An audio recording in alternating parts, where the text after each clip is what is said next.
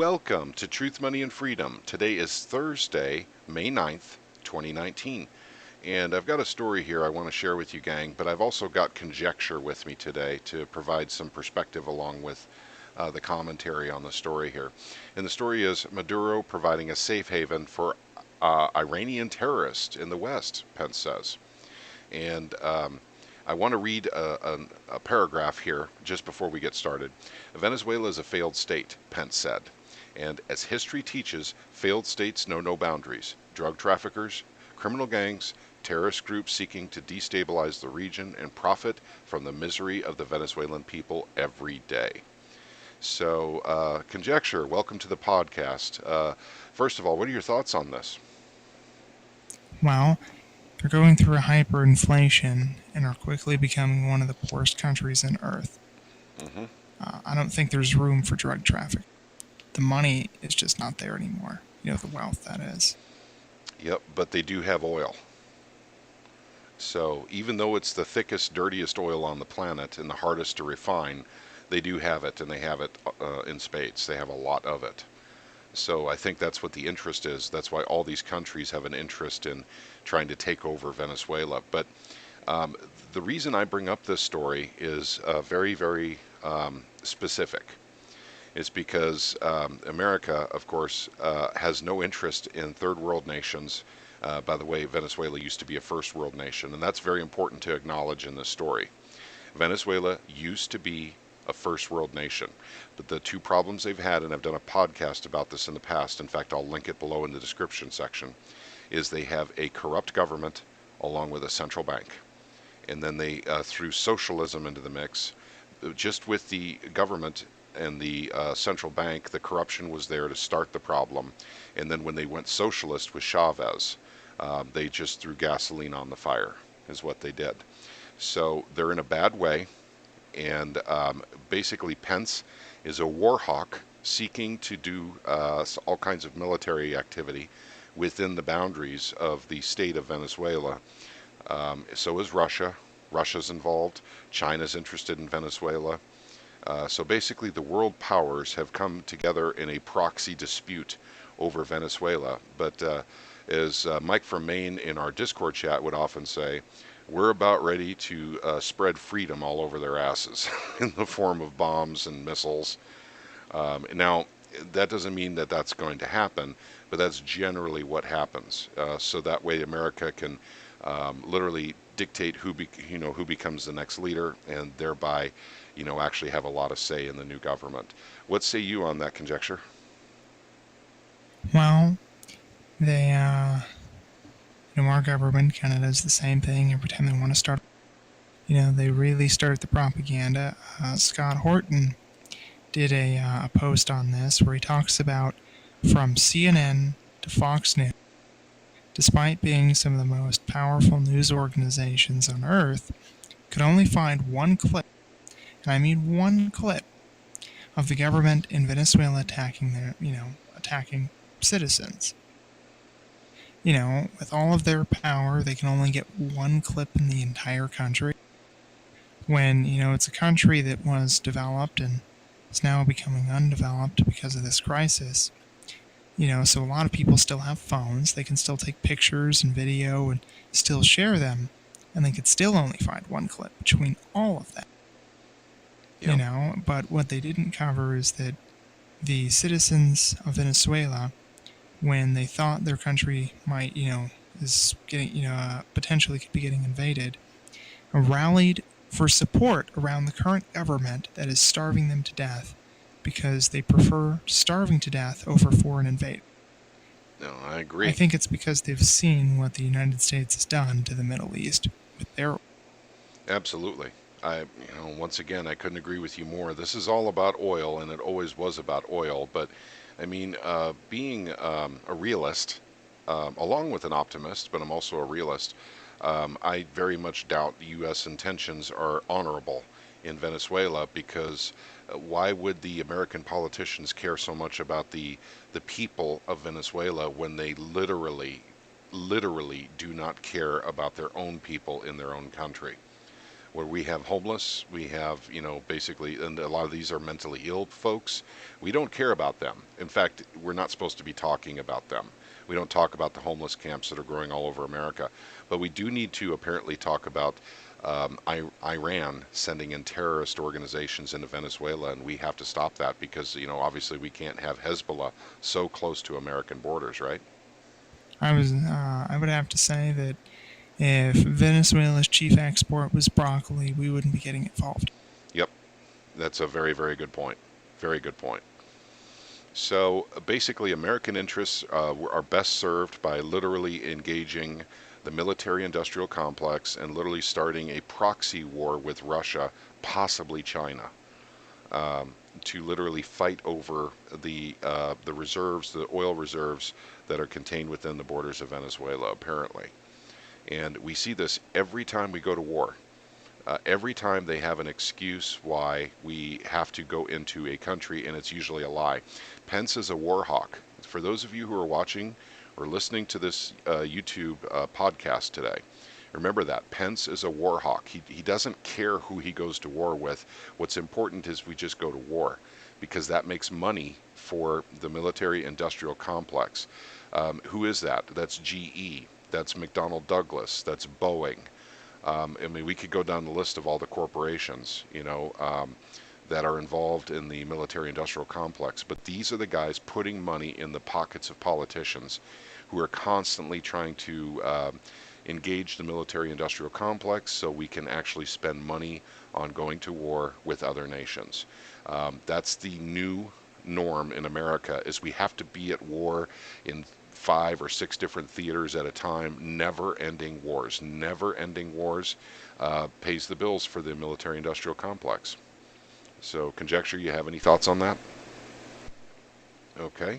We need to stop calling these people war hawks and start calling them chicken hawks because they have no skin in the game. hmm Well, They, it's just about them getting money from these military-industrial complex types.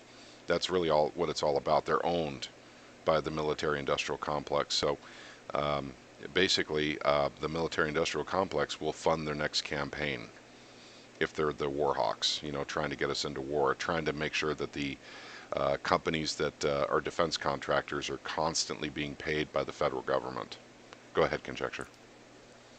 I was just going to say that this is what you call moral hazard. When you personally don't have to pay the cost of something, you're more, for instance, you're more likely to burn the leaves in your yard because the wind is blowing the smoke into your neighbor's yard. So your neighbor has to suffer the smoke, and you don't. The same thing is true with these politicians. They want constant war because of their contributors. They don't have to pay the cost for it. We do. Our children do in this nation. The people that are growing up. We have to bear the cost because it's convenient to their campaigns. That's why they subsidize tobacco and tax it. I'd like to bring up another paragraph here that talks about the vice president also denounced Maduro, which of course they're talking about Pence, denounced Maduro confident, and cabinet member Tariq El Asimi, who has been sanctioned by the United States as a drug kingpin in European Union as a human rights violator. Pence described him as a drug runner and money launderer who partners with terrorist networks to bring Iran-backed terrorists into the country. Well, if we want to talk about, the drug runners and the money launderers, let's talk about the U.S. government along with the CIA, who have been doing this for many, many decades now. That's one of the primary sources of funding for the CIA is running drugs and also human trafficking. So basically, you have the pot calling the kettle black right here with this one statement right here. Pence should be ashamed of himself. Any thoughts, Conjecture? Well, the government at this point in time it's out of control. Yep, I agree. You cut out there, but I understand the sentiment. The government is out of control. The CIA is, of course, part of the deep state and kind of running things on high as they see it with the full backing of the U.S. government itself. The CIA gets us involved in things, and then the government has to come in and mop up. And but at any rate, I just find it very interesting that Pence is literally talking about drug running in Venezuela because chances are the CIA is running that operation. Well, chances are, the way I see it, there isn't drug running. If anything, the underground drug market in Venezuela has likely collapsed. People don't have enough money to buy drugs because they can barely afford to feed themselves. Yep. And the If people. anyone does buy drugs, they starve to death shortly afterwards. Yep. So an interesting story, but we've seen this happen before. For instance, when we went into Iraq in December of 1990. The excuse used was that the Iraqis were literally taking babies out of incubators and letting them die in Kuwait. And I remember that. There's video. You guys can look this up on YouTube. You can see, the actors that played a role in that. That was since discovered to be completely false. But that's the heartstrings they had to pull on in America to support the war going into Iraq. And I'm talking about Operation Desert Shield. I'm not talking about since 9/11. That was a different thing altogether. But once again, nothing more than an excuse for the United States and the military industrial complex to go in, take over oil, make a lot of money for their buddies, at these large corporate defense contracting corporations, and exert, extreme American influence on a country. And quite frankly, we have enough problems here. We don't need to be worrying about Venezuela. Let Venezuela take care of itself. Unfortunately, the Venezuelan people did not stand up when they had the opportunity to and the time to, because they were lulled into a false sense of security with all the safety nets cast out by the government when they went fully socialist under Chavez. Any thoughts on that, Conjecture? Well, when they added all those, socialist programs, it was the opium of the masses. Also, if they're going to try to say all this Iranian terrorism is coming through Venezuela, well, let's just, for the sake of argument, say Iranian terrorists really are going through Venezuela. Why are they so angry at the United States that they want to come here and blow themselves up? It's we put sanctions on them. We are causing Iran to go into a hyperinflation and starving the Iranians just because they refuse to sell oil in the US dollar. Yep. And of course, they also, a very important point, guys. Thank you once again for listening to this podcast. But Conjecture brought up a few points that I definitely want to expound on. And one of them is why are we so desperate to go to war with Iran? And of course, the headlines across the mainstream media is terrorism. The real reason is they have a central bank which is not controlled by the Rothschilds. Now, we can do another podcast another time, and please comment below in the comment section to let us know if you want this. But basically, our central bank is controlled by the Rothschilds. Our big banks are controlled by the Rothschilds, and they tell our military what to do and when to do it. And that's part of the military industrial complex, as I talked about before, the deep state, in which Pence plays a role in that. So it's literally, we're punishing Iran for not having a bank that's literally controlled by the Rothschilds. They're in a pretty good hyperinflation over there in Iran. We have talked to people, and we're talking about regular folks in Iran in our Discord chat, and it's horrible over there. It's absolutely horrible. It's getting to the point where people can't afford groceries anymore. And by the way, that's not conjecture. That is fact.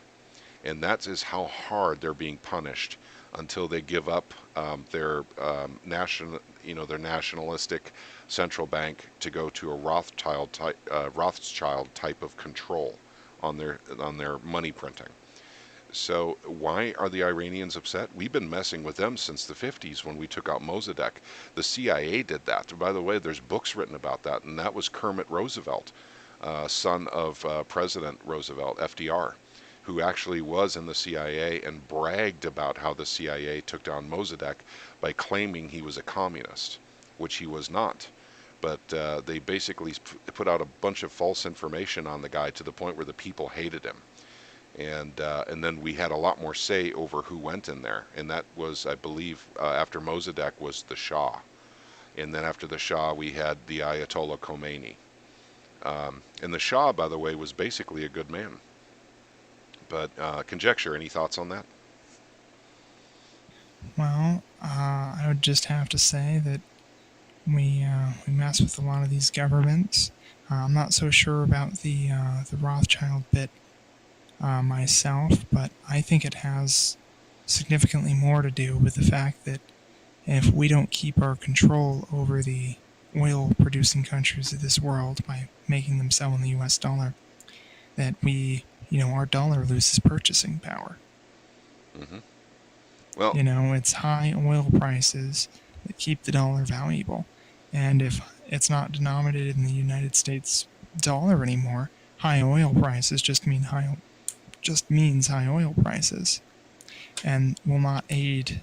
It will not give us strength when our economy is weak. yeah, agreed.